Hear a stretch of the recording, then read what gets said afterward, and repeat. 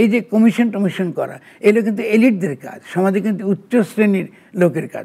বলতেছে আমরা কি বলতেছে, আমরা পরামর্শ করবেন। আপনাদের এলিটদের সঙ্গে পরামর্শ করবেন, জনগণ কই? আপনার কমিশন করলেন, কার সঙ্গে কথা বলবেন? আপনাদের চিহ্নিত লোকগুলো, ওখানে কি জনগণ ঢুকতে পারবে? একটা রিক্সাও ঢুকতে পারবে?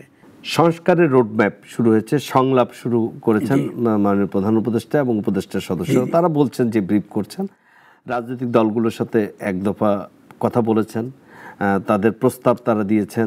এখন আবার সংস্কারের জন্য রাষ্ট্রীয় বিভিন্ন কাঠামোতে নির্বাচন কমিশন, তারপর হচ্ছে আমাদের জনপ্রশাসন, এগুলো পুলিশ কমিশন, পুলিশকে একটা বলেছেন যে তারা সংস্কার করে দিবেন এবং একই সাথে নির্বাচনের রোডম্যাপের জন্য রাজনৈতিক বিভিন্ন দলের চাপ রয়েছে, তারা সভা সমাবেশ করছে।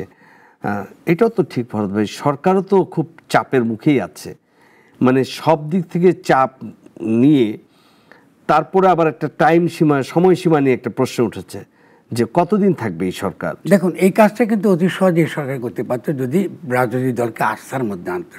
প্রথমেই আস্থার মধ্যে আনা মানে কি?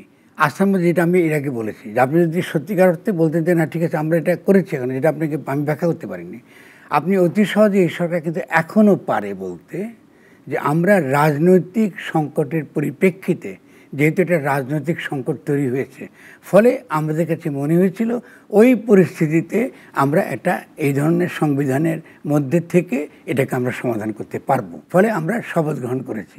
কিন্তু আমরা বর্তমানে রাজনৈতিক এবং আইনি যে সংকটটা দেখছি, সেই সংকটের পরিপ্রেক্ষিতে জনগণের পক্ষে, জনগণের অভিপ্রায়কে বাস্তবায়ন করার জন্য আমরা এখন ক্ষমতা বা আমরা নিজেদেরকে এই সরকার, অন্তর্বর্তী সরকার হিসেবে ঘোষণা দিচ্ছি যে সংবিধানের অধীন নয়। এটা সে দিতে পারে, এটা অধিকার কিন্তু এর কিন্তু আইনি এবং রাজনৈতিক অধিকার কিন্তু আছে। এই যে কমিশন টমিশন করা, এগুলো কিন্তু এলিটদের কাজ, সমাজে কিন্তু উচ্চ শ্রেণীর লোকের কাজ। বলতেছে আমরা কি বলতেছে, আমরা পরামর্শ করবেন। আপনাদের এলিটদের সঙ্গে পরামর্শ করবেন, জনগণ কই?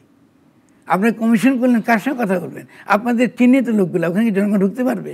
একটা রিক্সাও ঢুকতে পারবে, একটা আপনার শ্রমিক ঢুকতে পারবে?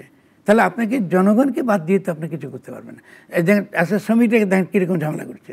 যদি শ্রমিককে বুঝাতে পারেন, বাবারে আমরা যে রাষ্ট্রটা বানাতে যাচ্ছি, এই রাষ্ট্রে তোমার অধিকার থাকবে, তুমি অবশ্যই প্রত্যেকটা কারখানাকে শ্রম যখন সে ব্যবহার করে, শ্রমের মূল্য একটা সময়ের মধ্যে মিটিয়ে দিতে হবে।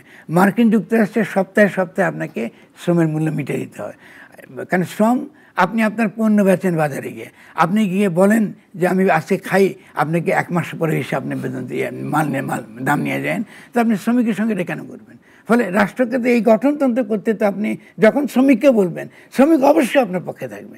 আপনি এখন কি শ্রমিক যদি দ্বন্দ্বের বার করেন, না রে বাবারে তোমরা একটু কারখানা চালাও, আমাদের অর্ডার বাকি আছে, এই অর্ডার না দিলে তো রাষ্ট্র কেমনে চলবে, আমাদের এক্সপোর্ট আছে ইম্পোর্ট আছে, না কেন শ্রমিক আপনার কথা শুনবে?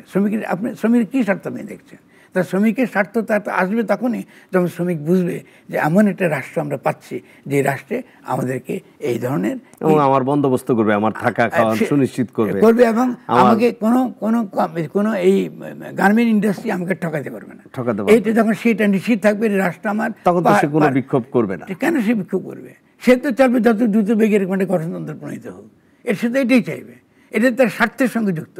কৃষকও তাই, আপনি বলেন তোমার খাদ্যের ব্যাপার আছে, খাদ্য সভারেন্টি, বীজের সার্বভৌমতার ব্যাপারটা আছে, আসো আমাকে এমন একটা গঠনতন্ত্র করতে দাও যাতে তোমাকে কোনো আর শোষণ করতে না পারে সবকাল ব্যবসায়ীরা। বীজের ব্যবসায়ী আছে, সারের ব্যবসায়ী আছে, বিষের ব্যবসায়ী আছে। তা আপনি তো এইটাই না করবেন, আপনি জনগণের অভিপ্রায় তো এইটাই, তাহলে জনগণের অভিপ্রায় তো আপনাকে শুনতে হবে আগে, কি ধরনটা কি চায়। যার ভয়েস নাই, মোদ্দা কথা হচ্ছে জনগণের কাছে যেতে হবে, জনগণের কথা শুনতে হবে, জনগণকে বোঝাতে হবে। যার ভয়েস নাই, যার কণ্ঠস্বর নাই, তাকে কণ্ঠস্বর দেওয়া আমাদের দায়িত্ব। ফলে এই সরকারের দায়িত্ব কিন্তু যে কথা বলতে পারে না তাকেও কথা বলবার সুযোগ দেওয়া। এটা মুখে বললে হচ্ছে না, আপনাকে সেরকম প্রতিষ্ঠান বানাইতে হবে। এই জন্য বলছি গ্রাম লাগবে। আপনি গ্রামে কি মিশন করেন না, গাছতলা দাঁড়ায়, সমস্যাটা কি?